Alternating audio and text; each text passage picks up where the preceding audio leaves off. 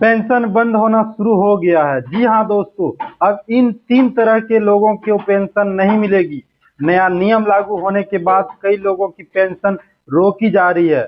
अगर आपके घर में कोई वृद्धावस्था पेंशन लेता है, विधवा पेंशन या विकलांग पेंशन लेता है, तो इस वीडियो को बिल्कुल भी स्किप मत कीजिए, क्योंकि एक छोटी सी गलती आपकी पेंशन भी बंद कर सकती है। नमस्कार दोस्तों, स्वागत है आपका हमारे चैनल पर।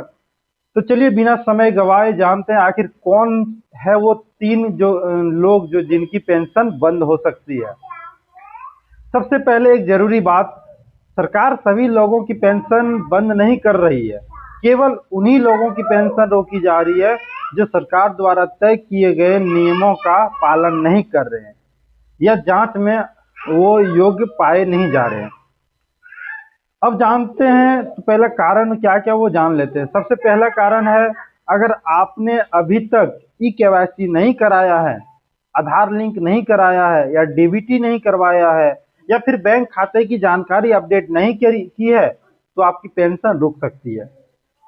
सरकार समय समय पर सभी लाभार्थी का सत्यापन करती है, इसलिए अपने दस्तावेज हमेशा अपडेट रखें। ये पहला कारण। दूसरा कारण है, अगर आप अब उस योजना के पात्र नहीं रहे हैं, जैसे आपकी आय सीमा बढ़ गई है या किसी अन्य कारण से आप योजना के शर्तें पूरी नहीं कर सकते, तो जांच के बाद आपकी पेंशन बंद की जा सकती है।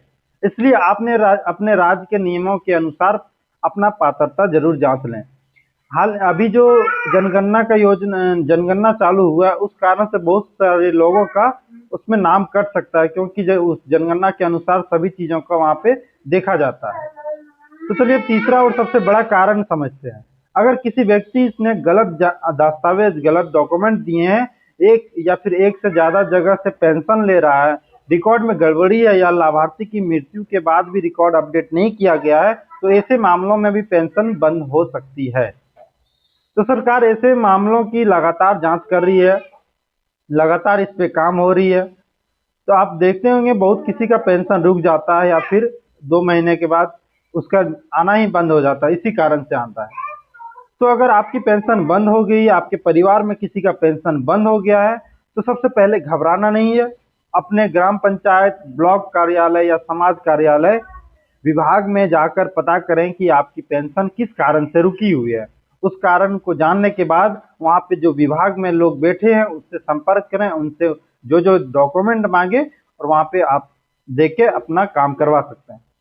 तो अगर आपका ई-केवाईसी, आधार लिंक, बैंक खाते या दस्तावेज में कोई कमी है, तो उसे तुरंत पूरा कर लें, अगर इस वजह से आपका पेंशन रुका है तो अगर आप इस योग्य हैं, सत्यापन के बाद आपकी पेंशन दोबारा शुरू हो सकती है।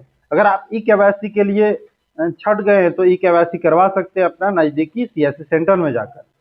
तो दोस्तों, अगर आपके परिवार में कोई भी पेंशन का लाभ ले रहा है तो इस वीडियो को तुरंत उसके साथ शेयर करें, ताकि समय रहते वह अपने सभी जरूरी दस्तावेज पूरा कर सके। तो अगर आपको हमारी यह जानकारी पसंद आई तो वीडियो को लाइक करें, चैनल को सब्सक्राइब करें और बेल आइकन जरूर दबाएं। धन्यवाद, मिलते हैं अगली वीडियो में।